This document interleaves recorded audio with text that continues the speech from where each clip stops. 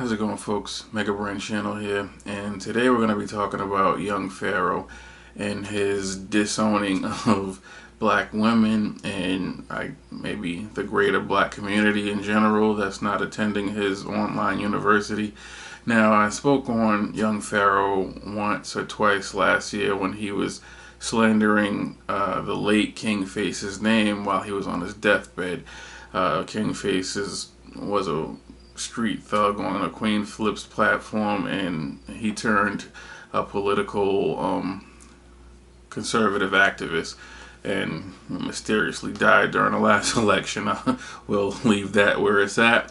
And so, I critiqued him a little bit on that, but this time, the reason I'm speaking on him is because I've been through what he's going through right now, and what he is essentially is a black man scorn, and there's nothing wrong with that. I've gone through it, like I said.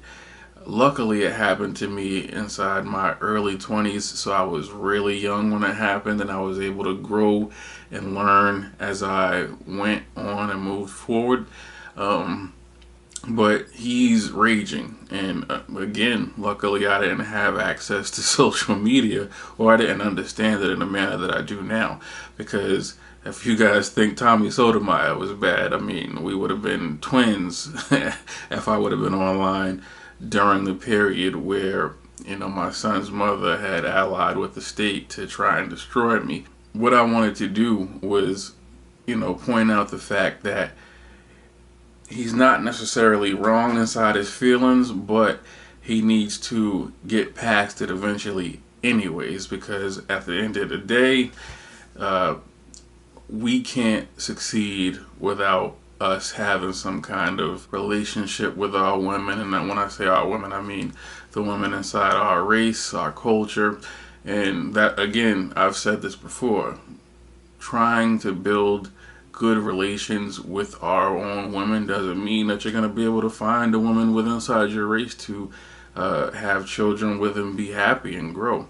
You might have no choice. It might not be possible for some people, but if it is possible, we should try to put our best foot forward. Like it or not, they're inside a position where they can handicap our people for like 10 more generations. The United States of America went to the black women the same way the snake, the serpent, went to Eve inside the garden. And, they obviously could have come to us and given us all the incentive to turn on black women, but they weren't going to do that because they understood that that was eventually going to lead to their destruction. Eventually, black men would have had power. All of this being all comfortable, having everything you need, state paying for everything, we would have been creating all kind of businesses, and black women would have benefited from all of that. So they had to go to the black woman who had, nothing without the black man, didn't know what to do. White men start saying, we're going to give you free house, free food stamps, give you enough money to pay your cable bill every month, and get some cigarettes and stuff. Obviously, we know that we couldn't have been penetrated if the state didn't have an agent within our community to poison us. We have a community, the only community on the face of the earth where the women are in constant competition with the males and believe that they are on the same level as the males. And again, this all comes back to the state. The state has lifted our women over us. They give them higher paying jobs, they give them higher positions in government, and just in general in our community. If you go inside a RMV, if you go in a hospital and need to speak to somebody in charge, if you go almost anywhere, you'll find a black woman that is, the block between you and your destination, and she's usually trying to exercise some kind of power over you to depress you. And that's not natural, it's by design. When I say it's by design, our whole community was designed to be decadent. And it went just from black men and black women not getting along, and to the point where black women's angry at black men and black men are angry at black women, and then here we are today with like murderous cross-dressing homosexuals inside our youth. This is the end game we're getting close to the end game. So getting back into the topic of young Pharaoh is in the rampaging state, and my rampaging state was always reserved because my son's mother was my best friend's sister. Her big brother was somebody that I looked up to when I was very young. I thought it was cool. He was like a street dude. Her sister too, or Lord have mercy on her soul. She passed, but her younger brother and her younger sister, we used to laugh and joke whenever we were in the same place. So my rage wasn't as violent or harsh inside her face as young Pharaoh's is. You know, I was a lot more reserved. I took my time and was patient, but inside myself, I was just like him. You know what I'm saying? If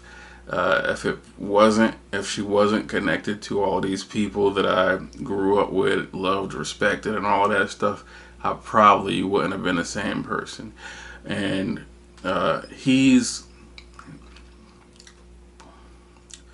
young Pharaoh is lashing out, and the reason why I'm saying he needs to get over it is, again, we can't fix the black race. And when I say black, I'm talking about black people in the Americas, you know, Caribbean. We can accept them too, I guess. Sometimes they're black, sometimes they're not. I don't know. But mainly the black people inside the United States. We can't fix this community if we are fractured. If black dudes think that they're about to just build a black community with women from another community, you're delusional. I'm sorry. I know it. I know a lot of us hoped that we could all go get Spanish dream exotic women, or white women, or some dudes even like Asian women. I think they're pretty, but I can't imagine dating one. But some dudes believe that we can build a real community of blackness around a bunch of women that aren't black and don't relate to the black struggle. It's just not true. And if we can create a wholesome black community, yeah, you can have a couple dozen, couple thousand, whatever the size to comparison of your community is. You can have a couple of men that's dating out of their race. I think it's a thing with black women now. I don't know if it's real or it's just something that you see on TV all the time. I don't actually see black women with a lot of different other races, but if you watching TV, it's like it's everywhere. So I guess that's the new push, is to get black women to leave the black community too. And that's the problem. And so the entire problem is we're being divided, and people inside our community are too proud. That's why pride is evil, and that's why let me leave that pride thing alone. But pride is evil, and that's the reason. It's the heart of our destruction. Black women have been inside the position of power in our community for so long that they will never be able to humble themselves and actually understand that they are under their men. And every other race of people on this earth, like it or not, you can, you know, all that feminism stuff is cute on TV, but white women know at the end of the day everything they have come at the hands of their men. Now, if white men say tomorrow, all of these bitches in Congress, get the fuck out, there's nothing that white women gonna be able to do. Excuse my language. And there's nothing they're gonna be. If white men as a whole in this country say, white, you bitches get back in the kitchen and doing laundry, it's nothing that's gonna stop that. And white women understand that. And so even with all that feminist stuff going on inside the heart of the white community, white women still understand their place.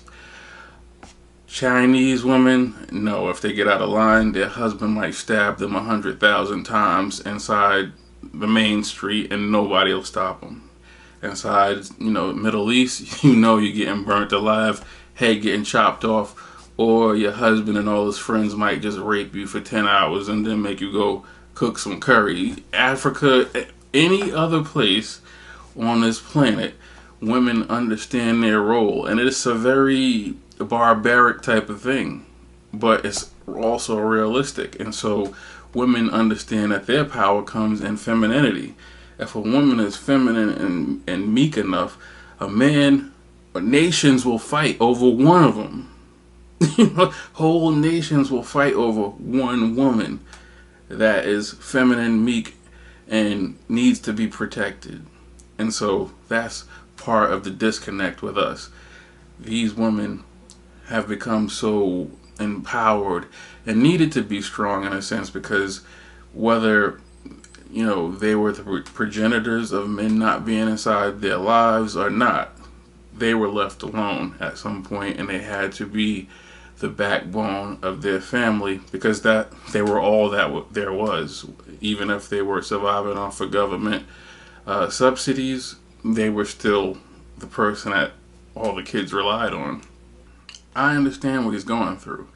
Trust me, this isn't me trying to bash young Pharaoh. I understand that black women are some of the most uncontrollable, unlogical, feisty, just at all of the worst traits that you can ask for in a woman. Black women are some of those things, and that's by design. It's not because they're just the most demonic, terrible people on the earth. They were created to be that way. You can blame Ricky Lake, Jenny Jones, Tempest Bledsoe, Jerry Springer, Montel. You can blame all of them. And then you can blame the state, because they all work together to destroy the minds of black women. If this video reaches young Pharaoh or people or black men that are going through the same things he's going through, let's try and reserve all of the rage, because this was designed. We already got Tommy Sotomayor. When I first came across him, I thought he was preaching the gospel, and he's not wrong about anything that he's saying. He's just being very divisive with it. He's one of the guys that went through that Scorn black man phased, and it just overtook him, and it brought him to levels of success that he probably never thought he would reach. But he wasn't wrong. It's just not the right thing to do. I just want to be the voice of reason with all this, because when women see people like young Pharaoh turn on them, who they call him God and stuff, like the young Pharaoh's he fights dudes that don't accept that black women are God, like him, and polite and stuff like that. When black women see those type of men switch, they think that there's no hope. There's no men that actually have any real love for them inside the black community. They think that it's beef, it's war, and it's just an endless cycle. If a man's saying that you're God, and then he wants you to be one of 3 to 5 women that he's married to, and these guys have no higher power that they have to answer to. So if they're all inside the bedroom making you, and y'all all bumping heads in his lap trying to get your lips on his rod, and you think he really believes you're God, you know what I'm saying? So I think the whole black woman is God thing is meant. I think the whole black woman is God thing is meant for them to maximize the vagina that they can get out inside the field. Even though you guys are not wrong to be angry, because these black women are adults just like you're adults too, and they should understand the agenda and the program that has been set up to turn you people against each other, turn us against each other. Even though they're going to be the most illogical between the both of us in most cases, I think as the men we have to try and find a way to build relationships with black women again and become some type of community. Might not be able to do it ever, but I don't think we should ever stop trying. So I'm going to leave this right there, folks. Get in the comments. Let me know what you think. And I'll talk to you guys in the next video. Peace. Back to reality, break through the looking glass. What you looking at? Rude, what you looking at? I ain't looking at you, sir, I'm looking past. I gotta be mean, cause nice guys finish last. And I'm about to have a birthday bash. My life's backstage and you don't get no pass. All kind of women I get, I just don't brag. And no charges filed by any pussies that I grab. Laugh when they condemn me.